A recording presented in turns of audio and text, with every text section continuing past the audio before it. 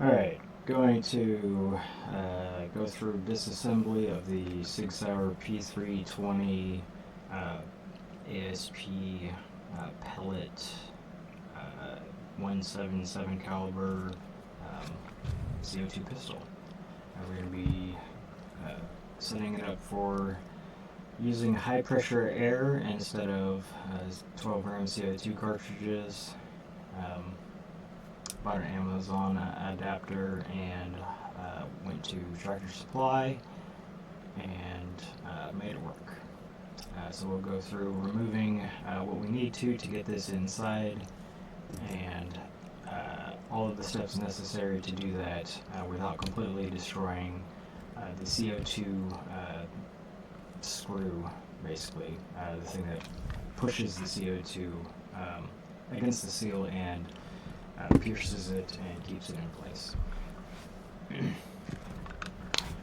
we're going to take the grip off, magazine out. We have no CO2 inside the pistol, and now we need to take the little wing nut part of this off so that we can actually unscrew it whenever we get this mostly disassembled. Actually, this may not be necessary. I'm going to leave this alone for right now, and we'll try to remove it whenever we take it apart normally. So first thing we need to do is take out this pin. It is the slide release pin. This black section here is going to drop down whenever we get this pin out.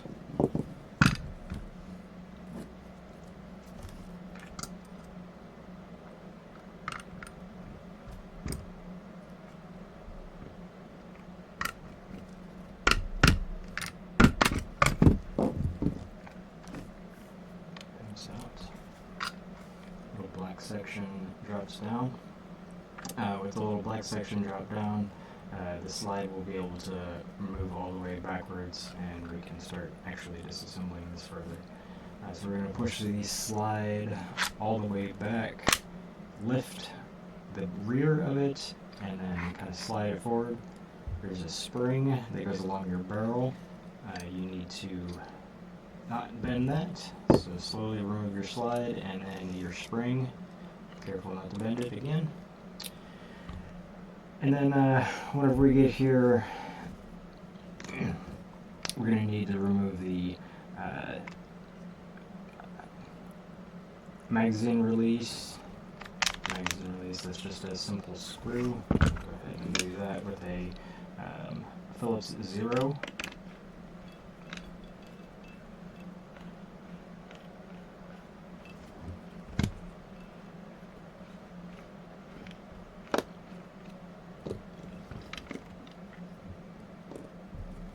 On that side, it's going to just drop out.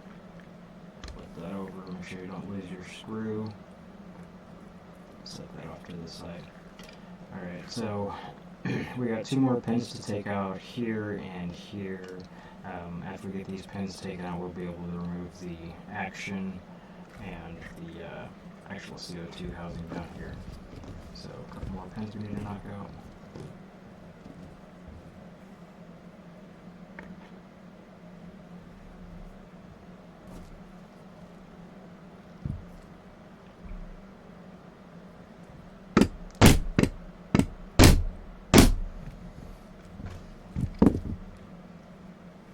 I want to use a block that's taller than your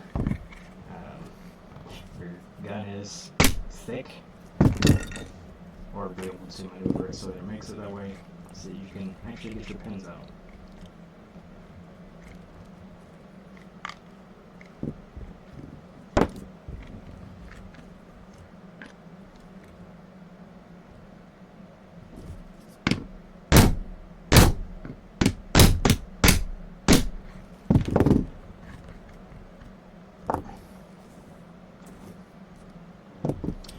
With those pins removed, we should be able to push this up and out.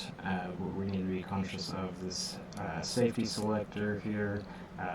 There's a spring that detent a little mechanism down there that we need to be careful it doesn't shoot off and go flying. And then this little circle piece is just an insert that can also fall out. The trigger will need to kind of depress as it passes through the plastic housing here.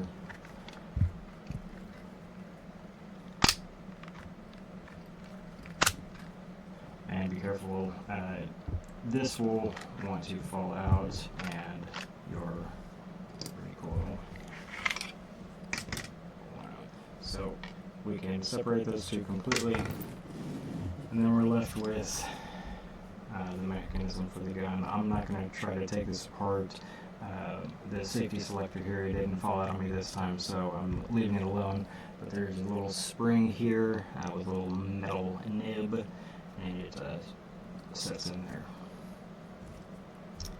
So Phillips 0 here at the end of the CO2 housing, and we're just going to unscrew.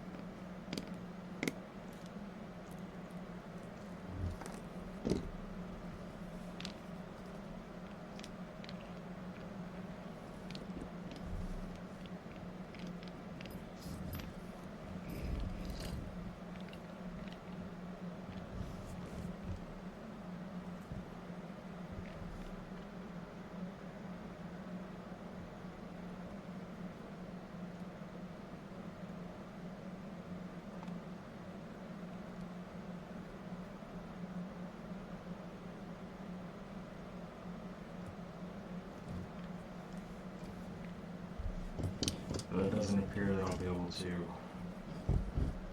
move that. Put that in there. Which is fine.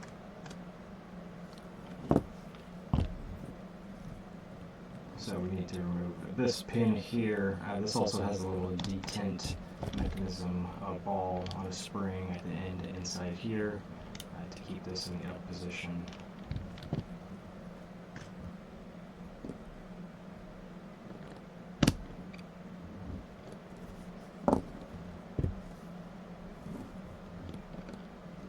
Probably want to do this before you unscrew it.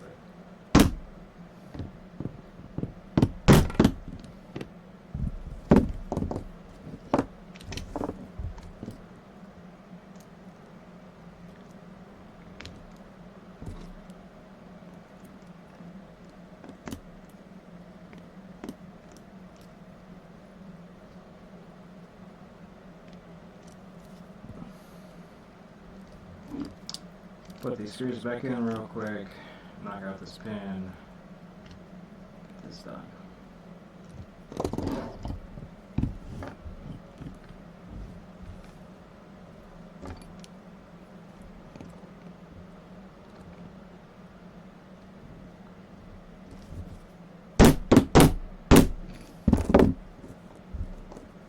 So all of that came apart. We'll take our Phillips 0 screws back out.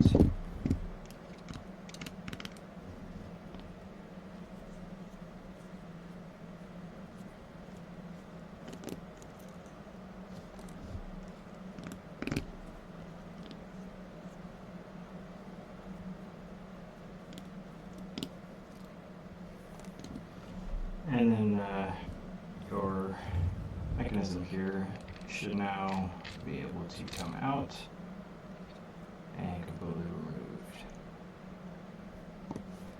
So now we would take our new mechanism, little rig we got going on here, and we're going to assemble this after it's all in. So put our Phillips 0 screws back in.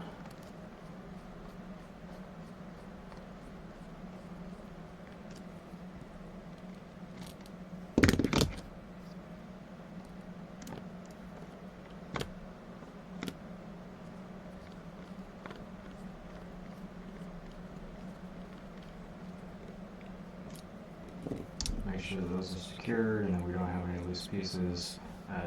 These, I believe, are pins. They want to fall out to make sure your safety is still there. Little black circle section is still there. And you're going to line this groove up with this plastic indexing thing here.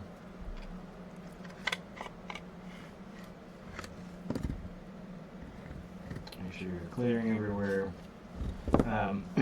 You have to depress the trigger in order to get this back in here. I think using a punch to just depress it, get it slip past there, makes it nice and easy. Check our pins, clearance. Alright, we're back in there. Put this rear pin back in.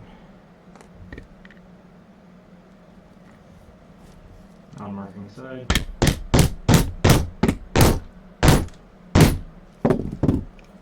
Put the center pin back in. Oh, shit.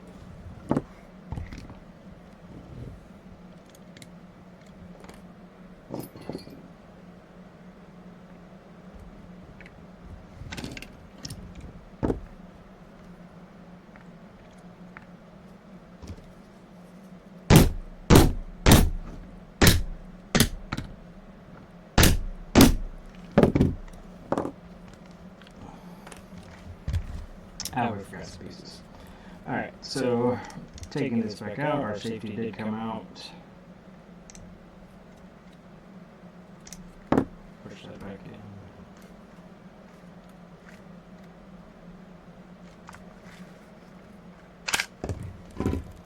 Alright, so we need to put our safety release and some kind of recoil guy back in there, and then we need to make sure this is in place too.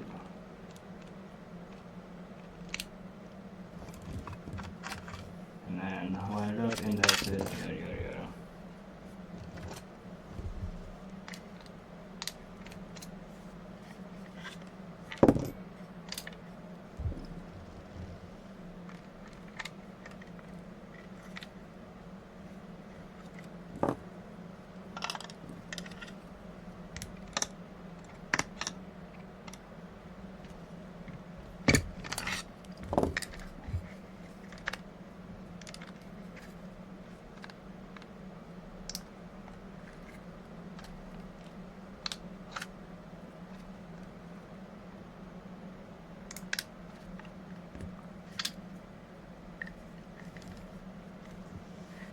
Alright. Now we actually have everything back in place.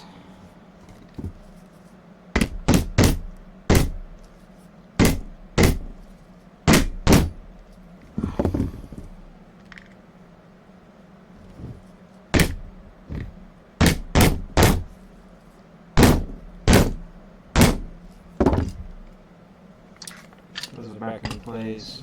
Now we put our safety back in.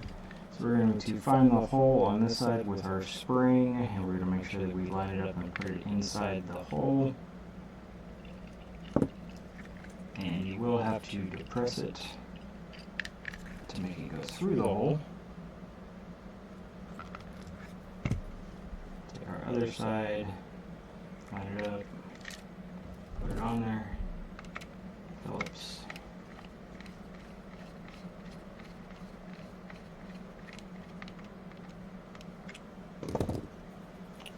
Once we're secure there, we're going to take our spring, barrel spring, slide that back on. Take our slide, make sure our black slide release is all the way down, line it up.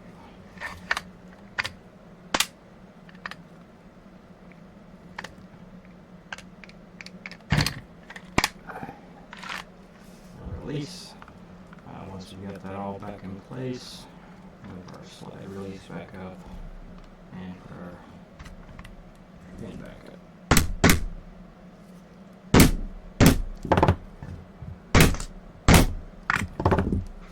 Alright, so we are reassembled as far as the pistol goes. Should work.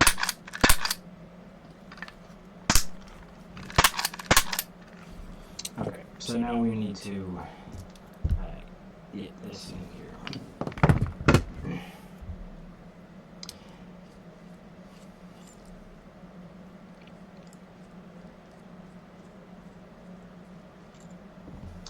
So the construction of this is pretty simple.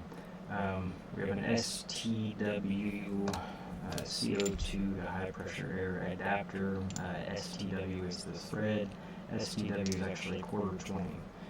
Found that out and I'm taking advantage of it.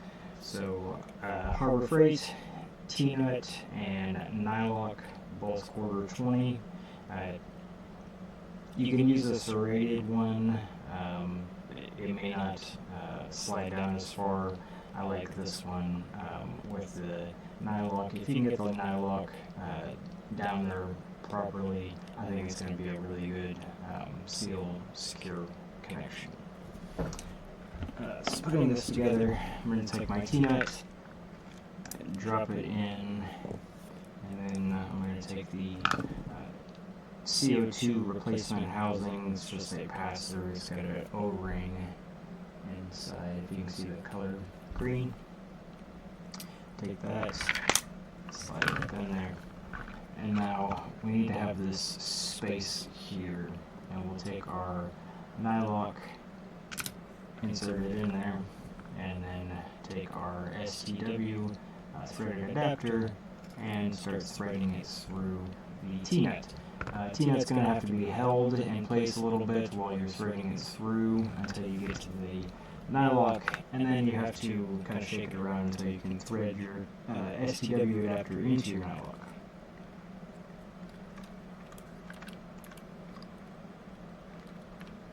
Alright, and so once you actually get the STW into the Nylock, it will want to start to spin.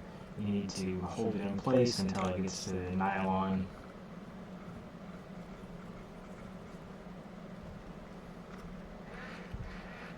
Alright, so once we actually have some resistance there, we need to make sure that our Nylock is tight.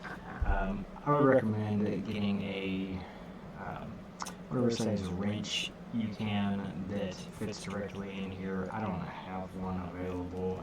I could go and modify one, but I don't have one on hand, so I'm going to use pliers. And then to tighten this down, crescent wrench on this end, pliers on this nut to get it to secure and to make our seal.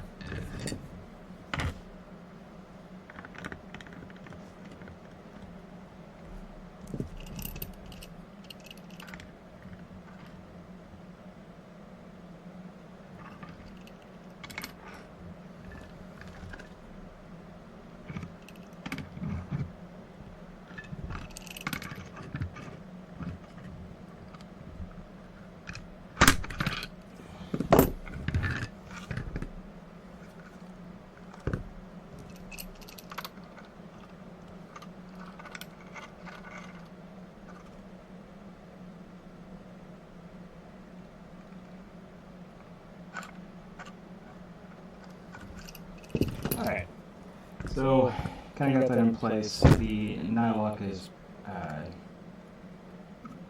pressing up against the CO2. Hopefully we've got a good seal. If not, we need to back this Nylock further down. Really the wrench would be ideal to get this Nylock held in place all the way down at the top of the T-nut so that all of the threads are pulling against the Nylock and the T-nut, and we're not pushing with the Nylock against the CO2.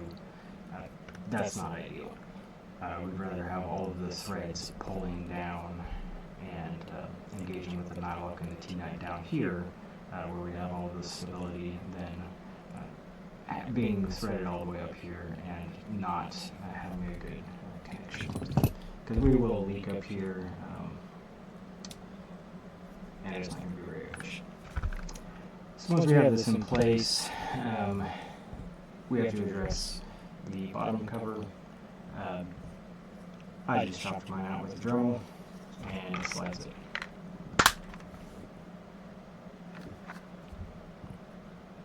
Just like that. Magazine goes in. Magazine comes out.